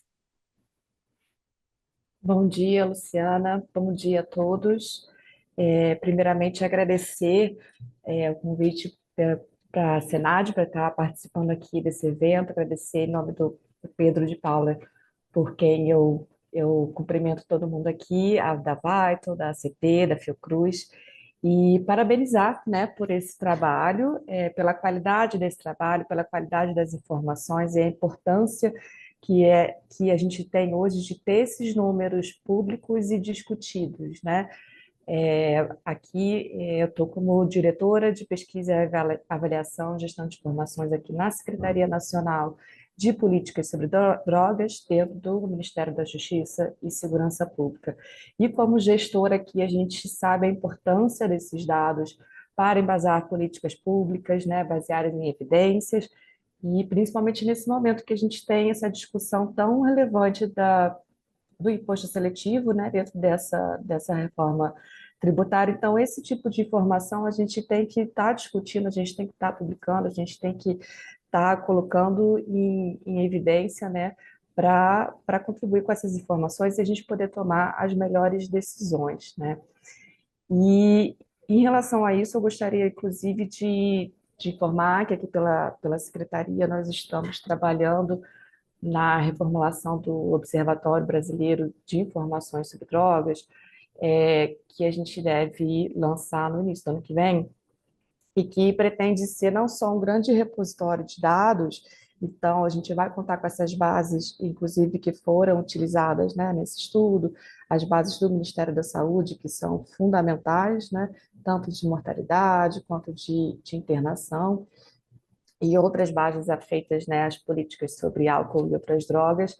mas, para além disso, o observatório, ele pretende ser uma grande rede, né, institucional, e acredito que os parceiros que estão aqui hoje vão estar muito bem representados, e no observatório a gente vai poder compartilhar diversos estudos, não só realizados ou fomentados, né, pela Secretaria, mas pelos nossos parceiros, como esse estudo que a gente está, que vocês estão publicando hoje, né? E realmente é muito chocante a gente ver essa cifra de 18 milhões, pensando assim, né, que são os custos econômicos, né? A gente não está nem falando do custo de perdas de vida, né, que são as maiores perdas que a gente tem em função do uso abusivo do álcool, né, que são diversas dimensões. Queria agradecer a fala da doutora Maristela, né, reforçando essa dinâmica das consequências do uso abusivo de álcool para a violência doméstica, né, para a vida das mulheres, né, e tantos impactos que a gente nem consegue medir, ter um número objetivo, né? Então, assim, inclusive parabenizar o Eduardo aí pelo trabalho de ter colocado bem, né, o que são os custos diretos, os custos indiretos e esses custos intangíveis, que vão ser sempre uma cifra oculta e que a gente não vai conseguir, né, dimensionar isso em número para trazer a importância. E ainda assim, esse número de 18 bilhões de reais, né, mostra a importância, a relevância da gente estar trazendo essas informações, né, e reforço, principalmente nesse momento em que a gente tem que discutir as políticas públicas e as decisões em relação ao imposto seletivo sobre álcool. Tá? Então, no mais, eu gostaria de parabenizar e reforçar que essas políticas são prioridades aqui da Secretaria. Nós temos feito parcerias e estudos junto a instituições, universidades, para discutir o tema e fazer algumas entregas no início do ano que vem. É isso, parabéns. Muito obrigada, Bárbara, as suas palavras. A gente precisa realmente olhar para esses custos que são, às vezes, invisíveis. A gente olha só para aquilo que está ali palpável, com números, mas isso aí tem todo um problema por trás, como a saúde mental, né? Então, que afeta não só aquele que consome, mas toda a família, toda a sociedade que está ali em volta, todo o seu arredor. Então, é bem importante pensar nisso. E agora eu chamo para colocar suas palavras, suas impressões, a Luciana, que é do Instituto do INCA, o Instituto Nacional do Câncer, o INCA. Luciana, o que você achou? Claro que você já tinha esses dados na cabeça, talvez não com os valores de custo, mas o quanto acomete as mulheres, né? Tanto aí nas consultas ambulatoriais, mesmo nas internações, é, apesar da prevalência ser menor, mas como eu comentei antes, a gente tem aí o dobro de mulheres consumindo álcool de 2006 para cá, né, onde a prevalência dos homens ela se mantém um pouco estável, um pouquinho aumentando em alguns anos, mas das mulheres tem aumentado muito, e a gente viu aí as consequências na internação, nas consultas ambulatoriais. Então, diante da sua experiência, né, relacionada diretamente ao câncer, me diga o que você achou, quais são as suas impressões. Bom, inicialmente, bom dia a todos e a todas, né? Em nome do diretor-geral do Instituto, o Dr. Roberto Gil, que infelizmente não pôde participar do evento, eu gostaria de agradecer o convite, parabenizar a Fiocruz, a CT, a Vital e os pesquisadores envolvidos, né? O Eduardo aí que apresentou o estudo para a gente, pela realização do estudo e organização do evento.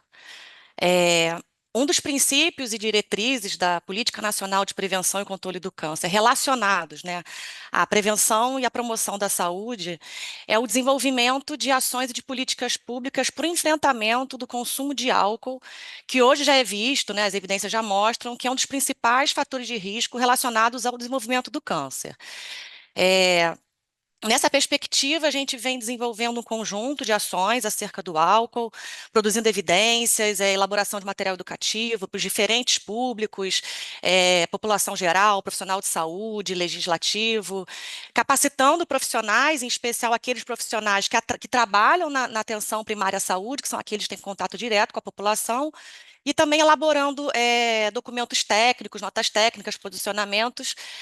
sempre com o intuito, com o objetivo de contribuir, né, com discussões que estejam acontecendo no momento, em especial agora um recorte para a reforma tributária, né? É, falando um pouco agora, né, das evidências do câncer, né, e reforçando os resultados do estudo apresentados pelo Eduardo, os efeitos carcinogênicos do álcool já estão muito bem estabelecidos na literatura, assim, não existe mais a menor dúvida, né, que o álcool hoje é um dos principais fatores de risco para o desenvolvimento do câncer. A Agência Internacional de Pesquisa em Câncer, ela classifica, né, a bebida alcoólica como um agente carcinogênico para os seres humanos no grupo 1. O grupo 1 da IARC é o mesmo grupo, né, onde se classifica o tabaco, ou seja, da mesma forma que não se a menor dúvida da relação tabaco com câncer, também não existe a menor dúvida da relação do álcool com o câncer. E as evidências, elas mostram que o consumo da bebida alcoólica, ela está fortemente associada com pelo menos 8 tipos de câncer. E aí, dentre eles, vou chamar a atenção especial ao câncer de mama, né, conversando um pouco com os resultados que o Eduardo apresentou, né, quando ele aponta que os gastos com as mulheres, né, com tratamento de câncer hoje são maiores do que os com homem, os de gastos com os homens. Os cânceres associados, né, com álcool, boca, faringe, laringe, esôfago, fígado, intestino, tanto para a porção de cólon quanto reto, mama, né, e também o câncer de estômago. E aí a gente está falando dos cânceres mais incidentes, né, na população brasileira, e aí um destaque especial para o câncer de mama.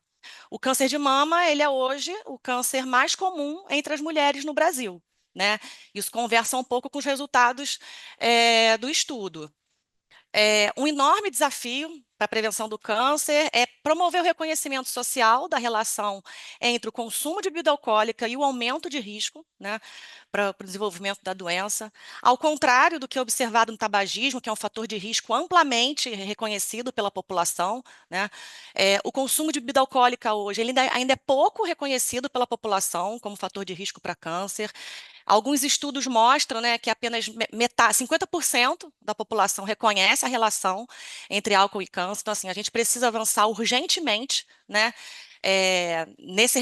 em avançar nesse reconhecimento social.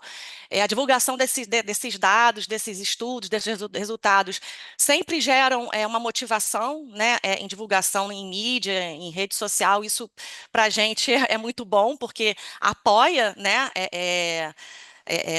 na disseminação, né, dessa associação para a população, né, para aumentar esse reconhecimento.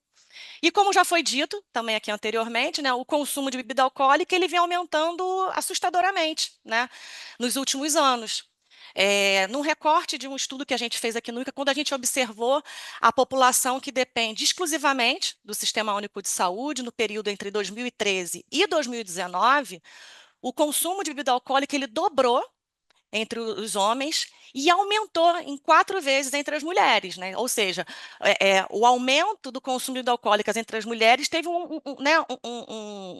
um aumento muito significativo e que chama muita atenção, mais uma vez conversando aí com os dados do estudo, né? Em 2019, a gente tinha 9 em cada 10 brasileiros referindo consumo de bebida alcoólica. E aí, quando a gente fala especialmente do câncer, é sempre importante a gente destacar e ressaltar que a relação do álcool com o câncer independe, né, da qualidade da bebida. Isso é uma questão discutida quando a gente fala principalmente do marketing, né, da propaganda da bebida alcoólica. A relação do álcool com o câncer é por meio né, do consumo a exposição ao etanol e os seus metabólitos, e aí independe, né? Do tipo de bebida alcoólica ingerida, e para alguns tipos de câncer, essa relação acontece com um forte efeito dose-resposta, né? Quanto maior o consumo, maior a frequência, maior a chance, né, os riscos de desenvolver o câncer. Aqui no INCA, nós também realizamos, né, há uns 2 anos atrás, um estudo de estimativa de gastos, né, e aí fizemos de gastos atribuíveis, né, e aí com um recorte para o tratamento de câncer, o estudo estimou, né, que o consumo de bebidas alcoólicas ele foi responsável por 81,50 milhões dos gastos federais diretos, né, e aí contando só os custos diretos do Sistema Único de Saúde, com o tratamento da doença em 2018, e fizemos uma projeção desses gastos para 2030, e aí os nossos resultados mostraram, né, as estimativas mostraram que esses gastos serão de aproximadamente 203 milhões, o que corresponde a um incremento de quase 150% dos gastos do SUS com o tratamento dos cânceres, atribuíveis exclusivamente ao consumo de álcool, né, sem considerar nenhuma outra exposição. Como também já reforçado, né, pelo Eduardo na apresentação, os nossos resultados também são certamente, né, subestimados, uma vez que esses valores no nosso estudo incluíram somente uma parcela das despesas, pois eles foram apenas considerados, né, os procedimentos hospitalares e os ambulatoriais no SUS em pacientes com 30 anos ou mais, né? Então, assim, portanto, a gente né, a gente estima, a gente espera que o gasto com o tratamento do câncer atribuível ao álcool no Brasil seja muito maior, né, do que esse valor encontrado no estudo, mas o que efetivamente, né, o que realmente chama a nossa atenção é essa projeção do gasto, né, com um aumento de aproximadamente 150% no intervalo de 10 anos. E a gente faz a pergunta, que Sistema Único de Saúde consegue dar conta, né, desse aumento significativo, considerando também aqui o que a gente já né, o que já foi posto, que todo esse recurso, né, empenhado para tratamento de câncer, ele pode ser direcionado para melhoria de tratamento e para outras ações, né? Considerando que, né, agora falando um pouquinho do que a gente tem feito aqui dentro do Instituto, para apoiar essa agenda, né, as nossas contribuições na agenda do álcool, em julho desse ano nós publicamos um mapa de evidências sobre as intervenções mundiais para redução do consumo de álcool. Esse mapa ele reúne um conjunto de estudos, né, que avaliam os impactos de intervenções mundiais para reduzir o consumo ou a venda das bebidas alcoólicas. E, por fim, também nesse ano, com o objetivo, né, dentro da discussão da reforma tributária, com o objetivo de contribuir para esse debate, nós divulgamos um documento trazendo posicionamento institucional, né, o posicionamento do INCA acerca do consumo de bebidas alcoólicas. Nesse posicionamento, né, o nosso posicionamento ele está alinhado com as diretrizes estabelecidas pela OMS, que recomenda a adoção de estratégias e políticas efetivas que visam controlar a facilidade para a compra, né, das bebidas, impor medidas contra a direção de veículos por motoristas sob efeito do álcool, facilitar o acesso ao tratamento, regulamentar o marketing, né, que também muito discutido, a questão do marketing da bebida alcoólica, associação com eventos esportivos, culturais, e principalmente aumentar o preço, né, das bebidas alcoólicas, muitos estudos aí mostrando que o aumento de preços é uma das medidas mais custo-efetivas, né, para a promoção de escolhas saudáveis. E aí o INCA, né, entende que o aumento dos impostos para bebidas alcoólicas é crucial para a promoção da saúde e para a prevenção do câncer, e que a reforma tributária é um momento oportuno que a gente tem para avançar nessa medida, né? Assim, esse debate é crucial para a gente avançar nessa medida que a gente considera extremamente relevante para a prevenção do câncer. Bom, acho que é isso. Mais uma vez agradeço o convite, em nome do diretor, do Dr. Gil. Parabenizo mais uma vez os pesquisadores, os organizadores, né, do evento, e me coloco aqui à disposição para responder a qualquer questão. Muito obrigada, Luciana. Esses dados que você trouxe são super relevantes, especificamente, né, relacionados ao câncer. Então, a gente observa que muitas dimensões precisam ser olhadas ainda e complementadas para que a gente possa chegar cada vez mais a esses números, a esse custo para o país e o quanto que isso impacta na qualidade de vida ou não qualidade de vida das pessoas que estão relacionadas ao consumo do álcool. Eu convido agora ao Pedro de Paula, ao Marcelo, ao pesquisador Eduardo, para que venham para cá junto com as nossas painelistas, porque nós recebemos algumas perguntas Então, eu vou direcionando para que a gente possa responder o máximo possível. Nós temos uma pergunta da Paula de Freitas. A primeira, ela parabeniza pelo excelente evento, mas ela tem uma dúvida em relação aos dados, porque nós usamos os dados da OMS e não os dados nacionais, porque a própria OMS recomenda a utilização de dados nacionais quando disponível. Essa eu já vou responder, todos vão ter acesso ao relatório final desse estudo, e o Eduardo fez exatamente usando os dados da OMS e os dados da Pesquisa Nacional de Saúde. Inclusive, ele colocou na apresentação dele, em 2019, ele foi o ano também de escolha, porque tinha os dados da Pesquisa Nacional de Saúde. Esse custo ele variou de 10,1 bilhões a 18 bilhões. Com os dados da OMS, o montante é de 18 bilhões e os dados da PNS, o montante é de 10,1 bilhões. Então, são números expressivos, mas a gente optou por apresentar aqui nesse fórum, né, nesse lançamento, com os dados da OMS. Mas está tudo descrito da mesma forma que foi feita a mesma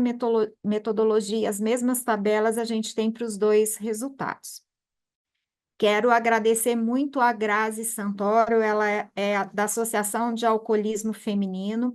e aí ela coloca algo bem importante: se os custos relacionados ao próprio tratamento da dependência alcoólica foram contemplados. E se sim, eles entrariam nas doenças crônicas, né, naquele grupo de doenças crônicas não transmissíveis, ou como doença mental. Eu vou pedir para o Eduardo colocar isso,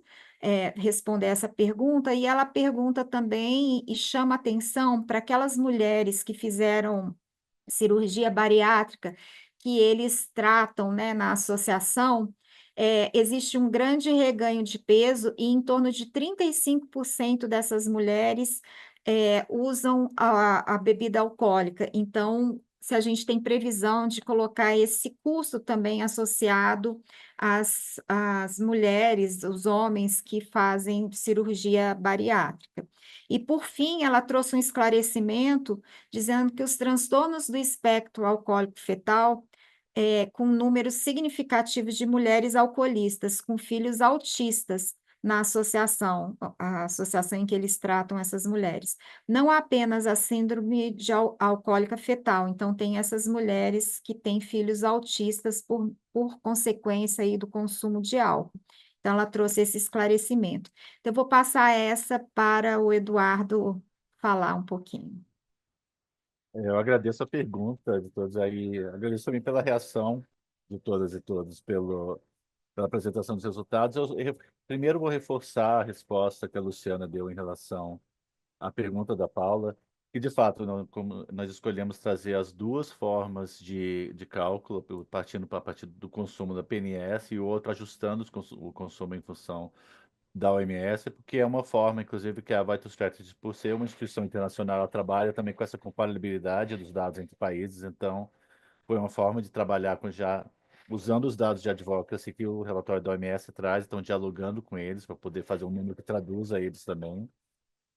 Mas, como a Luciana também reforçou, são dados de mesma magnitude, a gravidade é tão grande quanto quando nós pegamos qualquer que seja das fontes de consumo. E, em seguida, a pergunta da Grazi Santoro é muito importante e é uma coisa que aí eu até peço desculpas por não ter reforçado na minha apresentação em função da limitação de tempo, mas nós colocamos também dentro das doenças atribuíveis diretamente ao consumo do álcool, que são identificadas como tal, incluem a questão do tratamento do alcoolismo. E o que nós observamos foi uma questão de falta de informação, na verdade, que são pouco identificados, ou talvez seja uma parte de falta de acesso ao tratamento, então eles são dados que aportam pouco em termos dos próprios custos finais, então mostra primeiro talvez uma falta de identificação desses problemas pelos profissionais de saúde, ou falta de acesso. Então, isso é uma lacuna que eu acho que também que demanda uma resposta em termos de políticas, que é um ponto a ser ressaltado, em termos de tratar a questão do alcoolismo como um problema de saúde pública, onde nós vamos ter esse componente, mas infelizmente ele não entrou ele entrou no cálculo, mas não somou uma grande quantidade de custos, muito talvez em questão desses dois problemas, de acesso e de identificação pelos profissionais. Então, são pontos a serem considerados, inclusive como mensagens para as políticas públicas a partir desses resultados.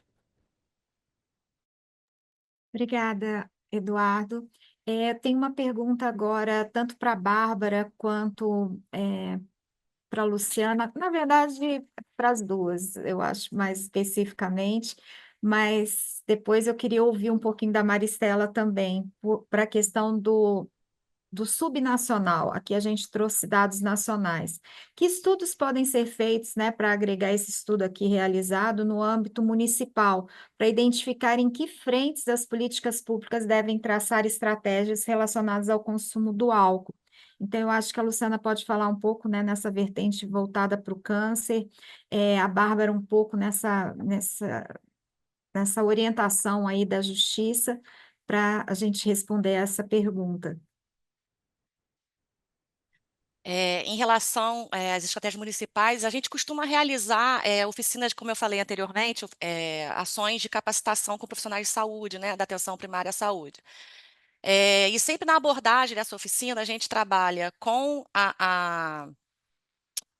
com o público da oficina, né, os profissionais da atenção primária à saúde, principalmente a sensibilização ao tema da prevenção de câncer, né, trabalhando as diferentes temáticas. E aí não só para o álcool, como também para os outros fatores de risco,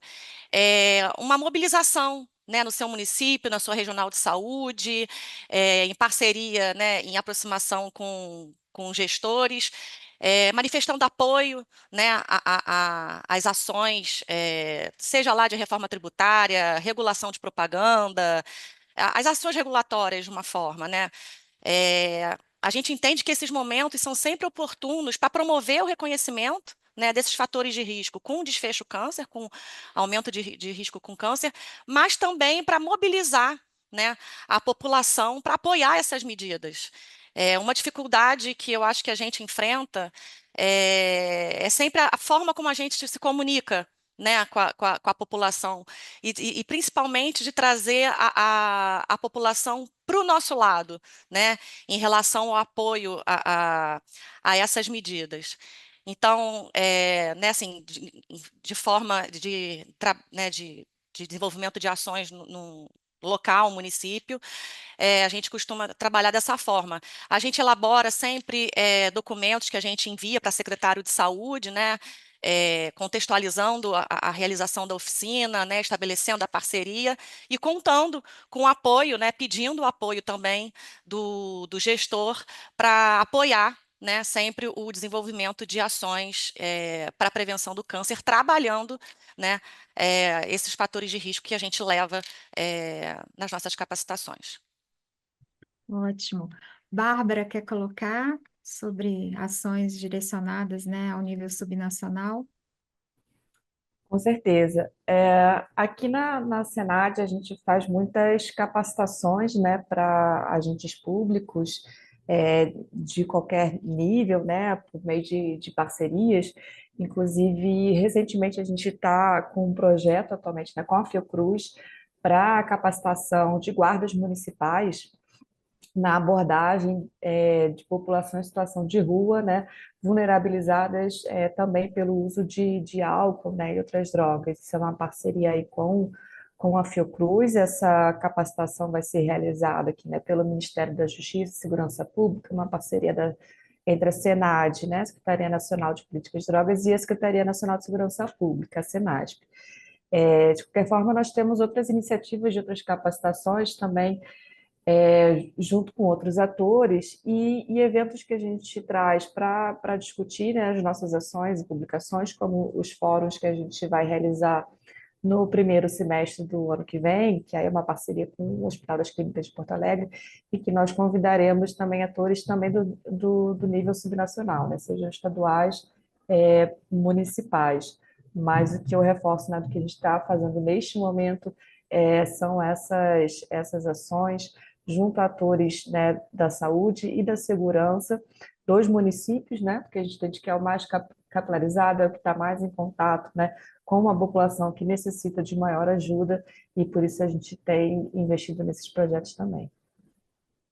Muito bom, Bárbara. Maristela, da sua experiência aí internacional, como são algumas experiências ou como é importante dar esse foco, essa lupa aí para os níveis subnacionais?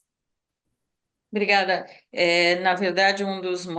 exemplos mais clássicos e usados mundialmente vem do Brasil, que foi a experiência de Diadema, do controle de horários para a venda de bebidas alcoólicas, e que foi altamente efetivo para diminuir a violência no trânsito, homicídios, 33% a diminuição de homicídios em Diadema com a diminuição do horário de vendas, e também de chamadas policiais na polícia da mulher, nos casos de violência doméstica. Então, eu creio, o município é uma entidade, tem uma importância tremenda para a implementação dessas políticas, especialmente nos controles de locais, horários, densidade de pontos de venda, reforçar a questão da venda para menores em bares, impor a lei ou fiscalizar a lei que já existe. E também na educação escolar municipal, evitar que seja a indústria quem esteja fazendo a educação sobre álcool nas escolas públicas. Já houve no Brasil essa tentativa, e eu sei em outros países, por exemplo, que em escolas primárias a indústria está financiando e fazendo a educação sobre o uso de bebidas não alcoólicas, os mocktails, ou como são chamados em inglês, e que já ensinando, usando os mesmos, o mesmo copo de vinho ou de um martini, ou mesmo promovendo a cerveja zero entre crianças. Então, está no nosso poder não deixar que isso aconteça em nenhum momento. A segurança no trânsito é outra medida que é tipicamente bem implementada por ação municipal, né? Muito obrigada pelas 3 excelentes participações, pelas colocações, pelos dados informados. Vocês são muito bem-vindas para que a gente possa trabalhar sempre em conjunto. Nós nos oferecemos a trabalhar junto, a CT, Promoção da Saúde,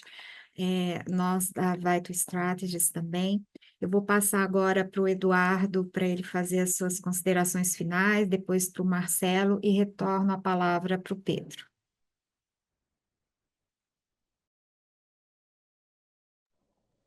Eduardo? Sim, eu agradeço mais uma vez pela parceria e pela participação de todas e todos na mesa. Acho que foram falas muito alinhadas, como eu disse antes, e quanto é importante trazer essa questão do consumo de álcool como um problema de saúde pública, com todas as suas repercussões, inclusive em termos de segurança pública, as relações específicas em função de gênero e idade, tão importantes. E uma grande mensagem justamente a levar essa questão sobre esse problema de saúde pública que é o consumo do álcool, quanto que isso representa em termos da carga econômica e epidemiológica, né? Então é um caso de morte muito significativa e custa muito à sociedade brasileira, e por isso mesmo, nesse momento tão crucial, acho que é um aporte, dentro de tantas outras evidências, para fortalecer as medidas mais custo-efetivas, dentre as quais nós temos a própria discussão da reforma tributária com a tributação seletiva. Então nós esperamos que esses dados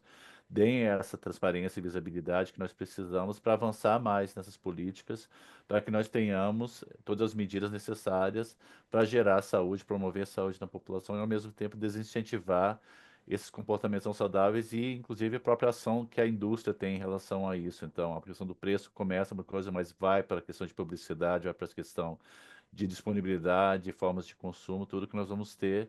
para promover a saúde da população, e temos esse dado. Obrigado. Muito obrigada, Eduardo, por todo o seu trabalho, todo o seu empenho. Marcelo? Obrigado, Luciana. Queria mais, enfim, parabenizar o Eduardo pelo estudo apresentado, enfim, acho que como eu falei no início, acho que é um marco que vai nos ajudar muito nesse trabalho de conscientização do poder público, especialmente, acho que o Poder Executivo está inclusive aqui representado, mas o Legislativo também esteve com a senadora Tereza, mas eu acho que esse estudo, de fato, eu espero que ele represente um marco para que a gente possa formar ou reformar ou reforçar uma grande coalizão da sociedade civil, mas também com atores do poder público para que a gente possa levar adiante essa pauta, né? Como eu falei no início, a gente é uma pauta permeada por contradições, porque tem uma conscientização razoável, eu sinto isso lá na ponta do poder público, no executivo nem se fale, mas mesmo dentro do legislativo, ao mesmo tempo, seja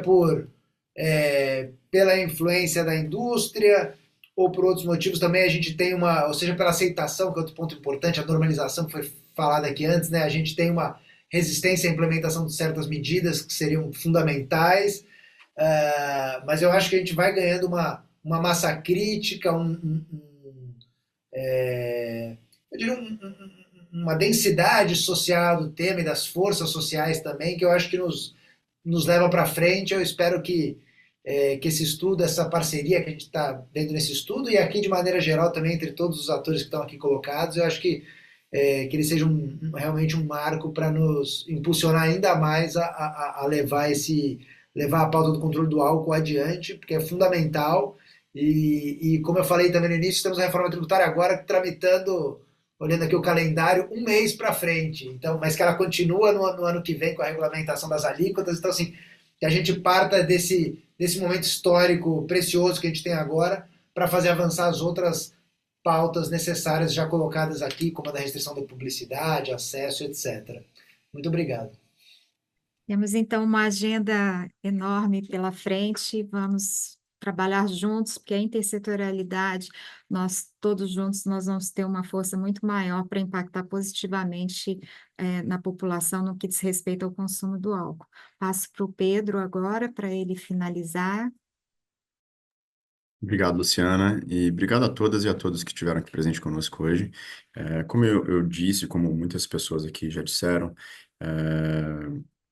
esse é um momento de uma oportunidade de uma geração. A gente pode fazer aqui com álcool o que a gente conseguiu enquanto sociedade fazer com tabaco há 2 décadas, ou há pouco mais de 2 décadas. E o impacto disso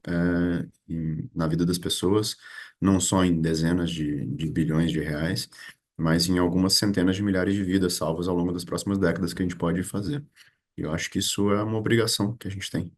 enquanto sociedade, de pressionar e avançar nessa pauta. Então, eu queria agradecer enormemente a todas e todos que estão se dedicando por essa agenda e que tiveram aqui presentes hoje conosco, avançando nesse tema. E agradecer todas as organizações que estão trabalhando junto, e no nome do pesquisador Eduardo Nilson e da Fiocruz, agradecer a todas as outras entidades aqui do governo, do Executivo Federal, do Legislativo, da sociedade civil, da academia e dos organismos multilaterais que estiveram conosco aqui. E, por fim, eu queria dizer que esse webinar será disponibilizado no YouTube da Vital Strategies, então é o Vital Strategies Media, e que todos os inscritos receberão o link da gravação por e-mail. Além disso, já está no site da Fiocruz o estudo completo e também no site da campanha dosederealidade.org.br. Lá você tem todo o material da campanha e também o estudo desenvolvido pelo Eduardo Nilson em parceria conosco. Muito obrigado por vocês aqui, pela presença de vocês aqui nessa manhã, e espero que a gente consiga avançar nessa pauta tão importante para o Brasil. Um bom dia.